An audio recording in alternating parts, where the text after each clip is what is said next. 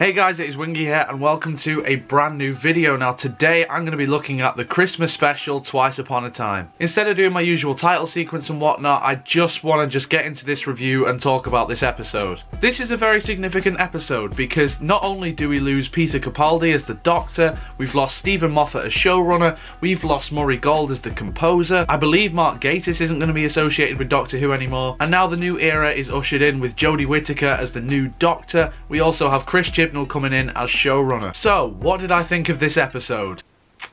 I felt nothing. Now, I've seen it more than once, and I've got to say, even the second time, I just didn't feel anything. I said in my Christmas Q&A that Peter Capaldi is my second favourite Doctor, and I stand by that, he most definitely is. So I don't understand how an episode where he leaves, I didn't care. You know, when I first watched it, I thought, is it me? But no. I think after I watched it the second time I realised it was what this episode did, where I just couldn't feel anything. Now I've got to say, Capaldi is fantastic yet again. I've said it in another video, but the sky is blue, Peter Capaldi is great as the Doctor. It's just fact at this point. He's always funny, he's always witty, he's always kind of serious, he always gets emotional. He's just great. And even though I felt nothing throughout this episode, the actual fact that he is no longer the Doctor really upsets me because I loved him. And I'll repeat what I said on Twitter. I feel like he's been wasted. He deserved better. Now, a major complaint of this episode that everyone seems to have, and I also have that complaint, is that this episode barely had a plot. And I think I found out why I didn't feel that much, because this episode didn't offer me much to feel. When you look back at previous regeneration stories, they are on a big scale in terms of the stakes. Like, there was no stakes here. We knew what was going to happen and we knew what was coming. And I know you can say that in every other episode of Doctor Who where the Doctor regenerates. We all know that Planet of the Spiders is Pertwee's last one. We all know that Caves of Androzani is Peter Davison's last one. So you would expect them to change, and there is that predictability there. But the difference is with this one, there was no threat. There was nothing in this episode where you honestly felt like the Doctor was in danger. You never felt like the Doctor would resist the change. I don't think the character of the Doctor grew enough on screen. I never got that proper moment where it was like, yes, I have to do this. Never got a natural journey for him to get to that point. It just felt like 1 minute, no, he doesn't want to change. The next, yeah, he's fine with it. So let's talk about David Bradley as the first Doctor. Now, in terms of his performance, he was brilliant. He emulated the first Doctor really, really well. But then again, that isn't surprising. If you've seen him in An Adventure in Space and Time, you know he's capable of doing that. The only issue that I have, and I know a lot of people have this issue, and I know some people are going to correct me on this, but he was too sexist. I know there have been instances over the course of the first Doctor's era where he has said some comment that is a bit questionable. For example, people are going to tell me, well, the smack bottom line, that is something that came from the Dalek invasion of Earth. However, I think Stephen Moffat has misunderstood the context of that moment. He says that line in Dalek invasion of Earth to his granddaughter. That is something that a grandparent or a parent would say to their grandchild or child. Is it socially acceptable these days? No. So I don't think that was supposed to be a sexist line, and Moffat has now made it one. And again, like I said, there have been instances over the course of the first Doctor's era where he has said something a bit dodgy, but the difference is here, there was about 5 or 6 or 7 lines where he was blatantly sexist. In the space of, what, an hour? That's a hell of a lot. And it really took me out of the episode, because every, 5 minutes I was just like, oh, for God's sake, he said something else. I know it was done to show how progressive Doctor Who has become, but it just didn't make sense in the context of the episode, and it sort of shits on the legacy of the first Doctor and William Hartnell. To me, at least, anyway. And I think it really does a disservice to the classic series as well, because no doubt there's going to be people out there who had never seen the first Doctor before, and this was their first interaction with him. And if they see some of the shit that he's saying in this episode, they might think twice about going back and watching the classic era, which is a problem for me.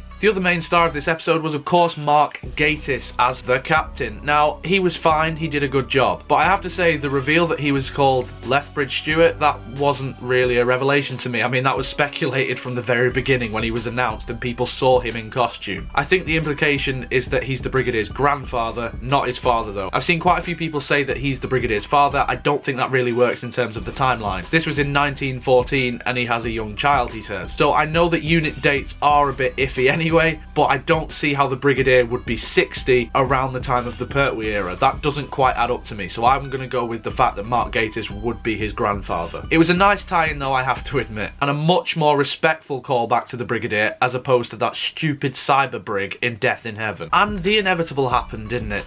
Oh, it had to happen. We got a glimpse of Clara, didn't we? Now, I take major issue with this scene, and some of you might be thinking, well, yeah, because you hate Clara. And whilst that is partly to do with it, it isn't actually that. Moffat has managed to do something absolutely incredible here, and I do not know how he's done it. I almost want to applaud him for doing such a thing, even though it's so bad. Now, I'm not 100% sure on this, but what I took from that scene with Clara was that the Doctor now remembers her again. If I'm wrong on that, feel free to correct me, but from my perspective, that's what that scene meant. If that's the case then, what was the point in Hellbent? Moffat has actually managed to make Hellbent worse and more pointless. I don't know how he's done that. The whole idea of the Doctor forgetting about Clara was supposed to be her big exit, and that was supposed to be the entire point of Hellbent, and now he's just undone it. If anything, I'm not even mad. I find it funny, and I actually think that's genuinely clever. The fact that you can take something so shit and just ruin it more is great. So obviously we have the glass people in this episode as well, and I have to say, like I said before, they felt like there was no real threat. These weren't bad guys. And whilst I think that's a clever idea, I think it's not the time to do it. I don't think you should do that when it's a Doctor's final story. If you're going to do, oh, they weren't actually bad guys, you should do it midway through a series. It shouldn't be a finale, it shouldn't be a Christmas special, because you take all of the stakes out of it then. Because it felt like Capaldi just regenerated for nothing. You know how I complain about that end scene in the End of Time where it's so drawn out, the regeneration? This episode was basically that. It was a drawn out regeneration, and I don't think that was the way to go, really. Capaldi didn't really go out in a blaze of glory, did he? And I do think in that regeneration moment, can't remember the exact line that was said now, and it's really going to bug me because I thought it was perfect, but you see his hand on the console and you see it glow, and Capaldi says something, and I thought, brilliant last line. Oh, he's saying more. I've noticed this with Moffat's regenerations though. He basically writes the dialogue as if it's the actor saying it and not the Doctor saying it. Problem is though, I liked it with Matt. I thought it worked for him. I don't think the dialogue that Capaldi got here really worked. Like he's talking to his next body, and it was just a bit off for me. Like I said, I think his last line where his hand's on the console, that shot, that worked a lot better. Doctor, I let you go. I don't know. I don't know if I like that. Okay, so the penultimate thing that I want to talk about is the music. Now, everyone has noticed this, I think, looking through Twitter. This episode barely had any new music in it. In fact, I don't think it had any new music in it. To me, that's a problem. It's again something that just took me out of the episode, because you're there watching the episode and then you think, oh, hang on, where have I heard that one from? Considering that this is Murray Gold's last story, I think that's incredibly lazy. I get that you'd try and do like a greatest hits type of thing, and I guess that works to some degree, but when it's your last story and it's a Doctor's last story, you want to give him, or you want to do for yourself, something new and go out on a high, not just remind people of what you did before. Some people may disagree with me and think the nostalgia thing was cool, but to me, I just found it incredibly lazy. I wanted a new score here. I wanted some incidental music that I could associate with the 12th Doctor that isn't something that I already associate with something else. The same thing goes for Jodie's first scene. It was basically the 9th Doctor's theme. I would have preferred something new, not only for when Capaldi leaves, but for when she arrives as well. So let's get to the point in hand. I'm pretty sure most of you guys watching this want to know what I think of the new Doctor. It's like the rest of the episode. I felt nothing. I didn't hate her. I didn't cry out and go, oh no, when she appeared on screen, but I didn't instantly have love hearts in my eyes and think, oh my god, she's the best thing since sliced bread. She said 2 words. I can't form an opinion on that, and I don't see how anyone else can. I mean, you can be more excited for the new series, sure, because of the way that the episode ended, but you can't really have an opinion on Jodie's Doctor yet. She just goes, ah, brilliant. That's it. I've seen people on Twitter say that Jodie Whittaker is their favourite Doctor. How?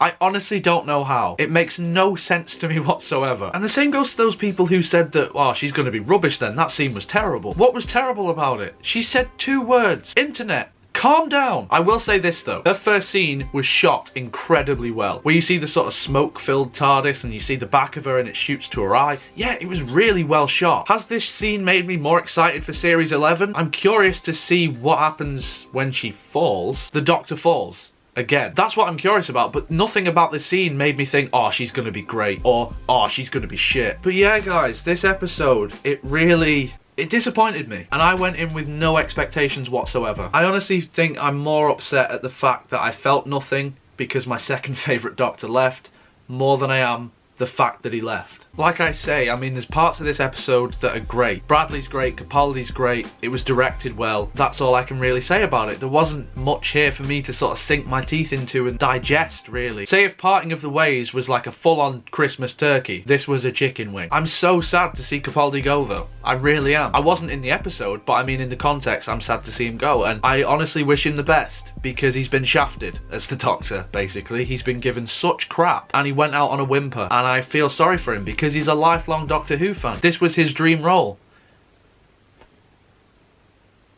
Let me get this. That's just what I think though, guys. You know that I'm quite cynical when it comes to everything, but you know, even though I'm a Doctor Who fan, I don't have to like everything. I wanted to like this a lot more than I did, I just don't. But anyway guys, let me know in the comments below what you thought of Twice Upon a Time. Did you love it? Did you hate it? On the fence about it? Or are you like me where you just didn't feel a thing? Also in the comments below, let me know what your favourite moment of Peter Capaldi as the 12th Doctor is. Let's show him some love in the comments. But if you enjoyed this video, make sure you leave a like on it, subscribe, share it around, all that good stuff, and if you do, I would love you forever. But until next time guys, you take care of yourselves. Goodbye.